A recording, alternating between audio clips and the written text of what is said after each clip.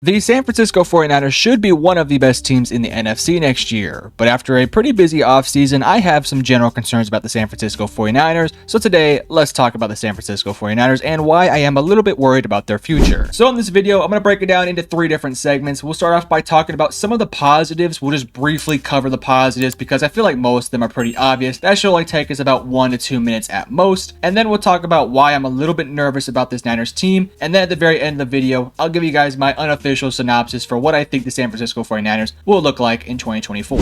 So as I mentioned, we will begin by discussing the positives of the San Francisco 49ers, and again, it's not too complicated on this one. For the most part, we all kind of know the positives about the San Francisco 49ers. They have a very good team, starting from the quarterback position all the way down to your free safeties and cornerbacks. Quite frankly, this team doesn't really have too many holes. Like, yes, I think the offensive line could be better. We will discuss that a little bit later. And I have some general concerns about the wide receiving room with the recent rumors of Brandon Aiyuk. Again, we'll cover that a bit later. But for the most part, if the roster is to remain put for the rest of the offseason and heading into next year, it's going to be one of, if not the best team in the NFL next year. You have a quarterback in Brock Purdy who was really close to winning MVP last year and arguably should have won it. Again, I don't think he should have, but he was in the conversation. You have the offensive player of the year like guy in Christian McCaffrey, who arguably might be able to win it again next year. Your wide receiving core, if it stays the same this year, is going to be Deebo Samuel, Brandon Aiyuk, Ricky Pearsall, and Jauan Jennings, a very decent tandem that I think can definitely get the job done. George Kittle is a consistent all-pro, same thing with Kyle Juszczyk, same thing with Trent Williams. Defensively, you have a couple of changes, mainly with guys like Leonard Floyd, who is now going to be a new pass rusher alongside Nick Bosa. And you also brought in Devondre Campbell, who's going to be an interesting linebacker prospect. I'm very intrigued to see how they actually use him in this system. Your secondary is still stout with guys like Charvarius Ward, Diamandre Lenoir, Talanoa Hufanga, and Jair Brown. Hopefully Hufanga can come back from that injury fully healthy because he was playing some pretty good football prior to that injury. But as I mentioned, just roster-wise, there's not a whole lot of holes in this team. It's one of the best and most well-constructed teams in the league. It also does help when you have a genius of an offensive coordinator in Kyle Shanahan who can scheme these guys open like nobody's business. I don't really have too many concerns about this roster. I think it's one of the best teams in the league, and I think they will easily be in contention for a championship within the NFC. The real question for me becomes, are they better than a team like the Detroit Lions and Green Bay Packers? As of today, I would probably say yes, but at the same time, I kind of think the Lions are just as good as them. But as I mentioned, those are just some of the brief positives about the San Francisco 49ers. Really no need to go into too much detail because we all kind of know how good this Niners team is when they're fully healthy. Now it gets interesting though. Let's talk about why I'm a little bit nervous and a little bit worrisome about the San Francisco 49ers team looking towards the future. We will start off with the offensive line and just some of the brief personnel issues that are with this roster, and then we'll go to some more bigger picture things. Starting off with the offensive line, last year it was one of the weaker points of this offense, and I'm not going to sit here and lie to you guys and say that this is a bad offensive line per se. Like Trent Williams and John Feliciano had some pretty good seasons last year, but Aaron Banks, Jake Brendel, and Colton McKivitz, they've definitely shown flashes, but I wouldn't necessarily say that any of them are cornerstone pieces of this offense moving forward. The offensive line is a fairly young unit. Aaron Banks and Colton McKivitz are both in their mid-20s. Jake Brendel is about 31 years of age, so none of these guys are going to be cornerstone pieces, barring them taking some significant strides in 2024. Again, to reiterate, I don't think the offensive line is the biggest deal breaker. This is one of the better units in the NFL. It's just arguably their one weakness on this team. The next concerning thing that I do feel like is a big burden on this team moving forward is going to be the recent Brandon Aiyuk drama. Now, I don't know the full extent, and I don't know exactly what is true and what isn't, but what I do know is saying that the San Francisco 49ers quote-unquote don't want me back is a very interesting thing to say, especially to a rival team's quarterback being Jayden Daniels of the Washington Commanders. Again, I don't quite know the context of that quote, and I don't think we've gotten any sort of clarity on that situation, but if it is true that the San Francisco 49ers are looking to trade Brandon Aiyuk, I do think that would be a big time mistake. Number one, replacing a guy like Brandon Aiyuk would be extremely difficult. I know you just drafted Ricky Pearsall in the first round, but quite frankly,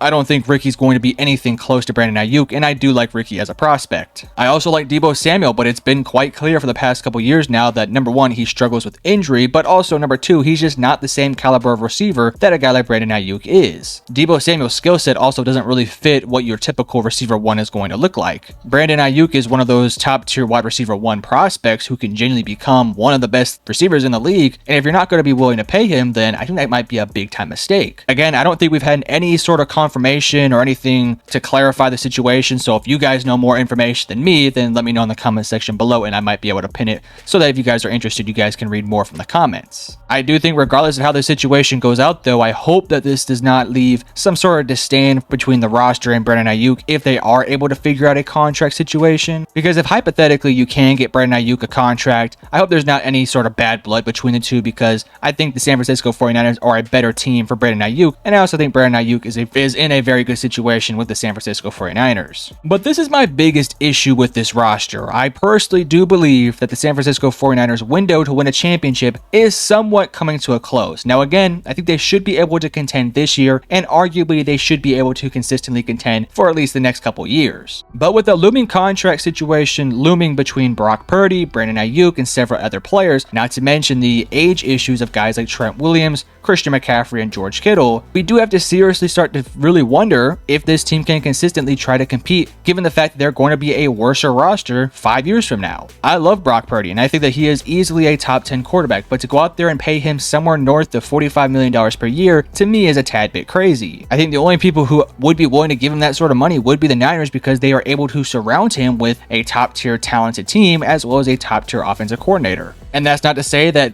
Brock Purdy is not a good quarterback. Again, I think he's easily a top 10 quarterback, but I think paying him anywhere close to top 10 quarterback money is a big time mistake. I think Brock Purdy's game is extremely elevated by the roster around him, and if you start slowly taking away pieces around him, slightly making the receiving core worse, getting rid of a guy like Christian McCaffrey in the next couple years, worsening the defense, I think the whole roster as a whole is going to struggle. And given the fact that this team has not been able to win a championship with this current roster, I have to really wonder if they're going to be able to win the championship as the roster consistently gets worser and worser every year. And that's not really to say that this team is going to get significantly worse within the next couple years. Again, I still think they're going to be contenders for the next couple years, and as long as Brock Purdy consistently gets to the point where he can elevate his game, this team is always going to be able to contend. But at the end of the day, it's a proven track record that once your quarterback gets paid a crap ton of money, unless your name is Tom Brady or Patrick Mahomes or Matthew Stafford, you're probably not going to win a championship. And let's be honest, Brock Purdy does not come close to those names I just listed. Again, I'm still saying that their window is still open, but I do think that within the next couple years, they have to get the job done, or I'm really going to have a hard time consistently having this team as one of the top teams in the NFC, because you're starting to see teams like the Detroit Lions, the Philadelphia Eagles, the Green Bay Packers, hell, even the Atlanta Falcons consistently get better and better and better and have quarterbacks who are fairly paid. Again, I understand that Jalen Hurts is getting paid a good amount, Jared Goff is getting paid a good amount, but I would vouch to say that talent-wise, both those quarterbacks are better than what Brock Purdy is as a pure talent. Now, I know the production on the field says Brock Purdy's better, but again, as I mentioned earlier, I do think his game is elevated by the roster around him, which, by the way, does not mean he's a bad quarterback. That's just the truth of the situation. But my fear for this team is, as this team consistently gets older and higher paid, you're going to have a hard time consistently surrounding Brock Purdy with the same talent that's on the roster now. If Brock Purdy gets paid a crap ton of money, obviously the team around him is not going to be able to give all this money to all these other players and pieces to surround Brock Purdy with great players. So now you're going to be relying a lot more on your younger talent, you're going to be relying a lot more on draft picks and lower contract guys. In a couple years, we will see Christian McCaffrey likely retire because he's already getting up there in age. Trent Williams is probably just 1 or 2 years away from retirement. George Kittle has an injury every single year, so you have to imagine he's going to retire at some point. The receiving core has issues basically every single year. Who knows what's going to happen with that unit this offseason?